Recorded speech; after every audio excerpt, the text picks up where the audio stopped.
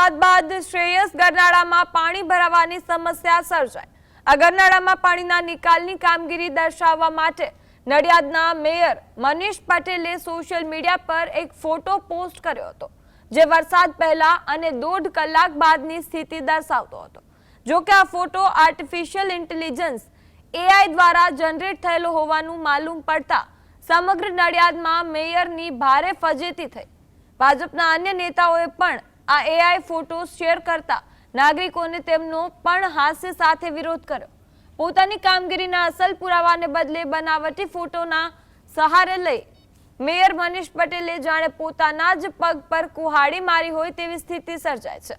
એટલું જ નહીં, મેયર દ્વારા આ મુદ્દે નડિયાદના નાગરિકોને દેશ વિરોધી ગણાવતી પોસ્ટ મૂકવામાં આવતા લોકોમાં ભારે રોષ અને આક્રોશની લાગણી જોવા મળી રહી છે।